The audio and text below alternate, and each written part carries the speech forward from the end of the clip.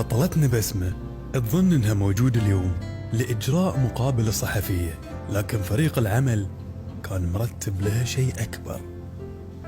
نبتدي بالجريدة.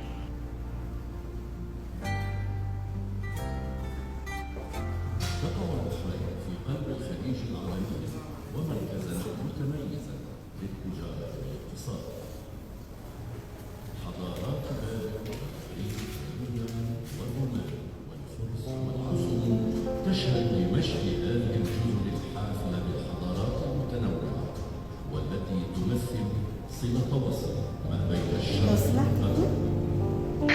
يلا دوركم شباب.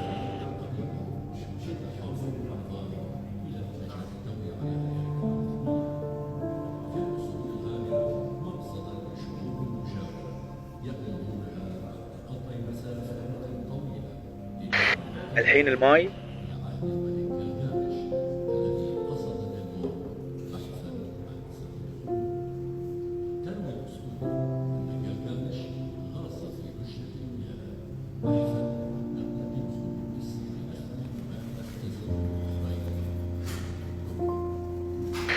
نطلع من الموقع.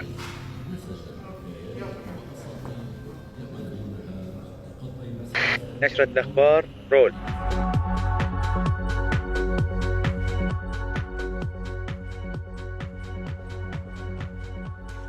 أهلا بكم. جاءنا هذا البيان العاجل.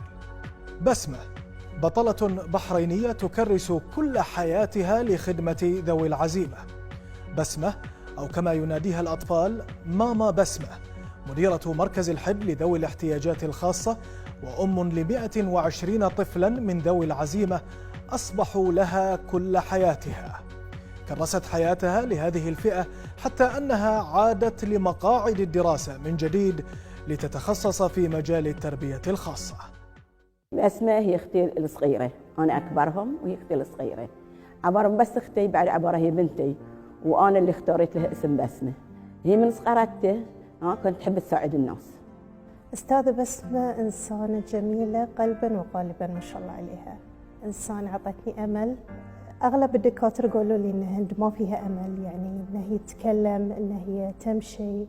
بس يوم شفت الأستاذة بسمة التقيت فيها، يعني تلاشى ذي الشعور كله. عطتني أمل إن هند ممكن تكون شيء. خلينا نقول ماما بسمة هي اللي اكتشفت الموهبة اللي تملكها أختي عليا، اللي هي موهبة الرسم. هي من توفى الأبوي الله يرحمه، صارت هي الأبو في البيت. خذت مجال الأبو، يعني مسؤولية الأبو هي خذته.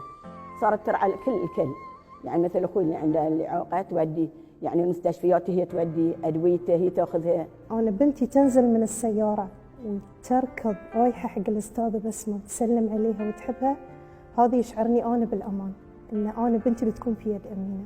من كثر هي ما عندها عاطفة قوية حق هاليهال وذي، ولدي اللي أصغر عيالي أنا حن كبار، هي بس ما يبيني أنا، كله يبي عندها هي. في الليل في نص الليل يوقظني ومرح يوديني لها، يسميها توتو، هذه يسميها، وديني حق توتو. أي هي بسمة، وبسمة تسوى الدنيا وما فيها كلها. أقول إن عسى ربي يجعل هذين كلهم شفعاء لها عند رب العالمين. يعني الناس تقول لي يا بختك إن عندك بنت كذي، يعني هذه بتكون لك شفيعة في الجنة. فما بالك الحين أنت قلت 102 أو 103 وكلهم هي قامت فيهم ورعتهم. ويعني الملاحظة اللي أبي أقولها إن ترى هذه كلها من غير مقابل مادي. من غير مقابل، من طيبة قلبها، من محبتها لهم تسوي كذي. طبعا ماما بسمة أنا أحبك وايد لأن تسعدين أختي وتسعدين الغير. شكرا، يعطيك العافية وما تكسرون. أعتبرك أمها الثانية، ما أعتبرك مديرة مركزها ولا أعتبرك فرد أو مدرسة أو أنت، يعني كنتي لها بمثابة أم. أعطيتيني أمل أشكرك عليه جدا جدا، إن بنتي بتكون في أمان معاك. لو أقول شو أقول، ما وفيك حقك الصراحة أستاذة بسمة، أشكرك من كل قلبي. يعني كل الشكر والاحترام لك، ما قصرتي ويا عيالنا ووصلتيهم هالمواصيل، وخاصة محمد يعني وايد أحبك.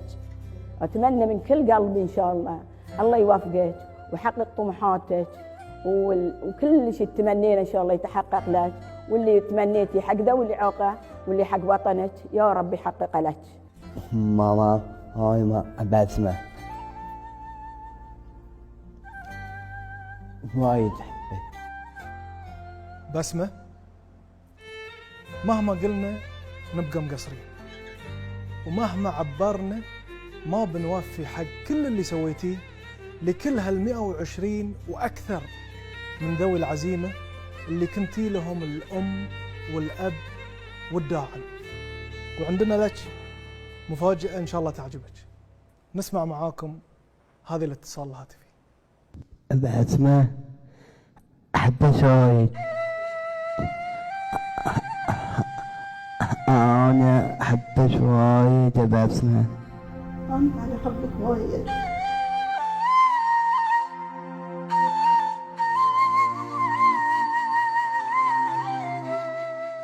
بعدها طلبنا من ماما بسمة التوجه إلى خارج المبنى.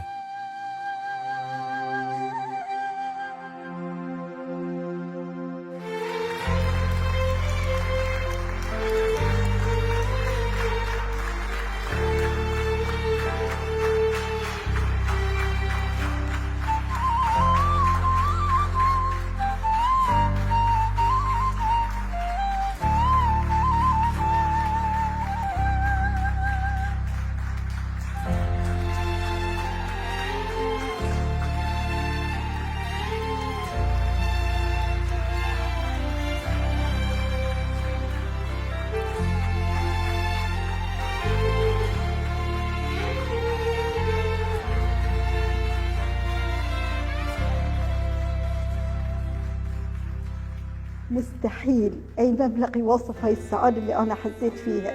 يعني كفاية لما طالب من طلاب واحد من عيالي هو اللي كرمني اليوم، هو اللي يعطيني دي المليونية، كفاية عليه كلمة كفو. يعني ايش كثر بتسوى ان انا سويت شيء للبحرين، سويت شيء للطلبة من ذوي الإعاقة. يعني والله العظيم ما مش أي مال ولا أي مبلغ يوصف السعادة اللي أنا فيها. بسمة أنت كفو وفوق الكفو. ماما بسمة أنت كفو. ماما بسمة أنت كفو. أنا بسمة أنت كفو. بسمة مربية عظيمة ومثال واحد لمربيات كثيرات كانوا بمثابة الأم لطلابهم. العالم يحتاج لمثل إخلاصكم وعطائكم وقلبكم الكبير. بسمة أنتِ كفو.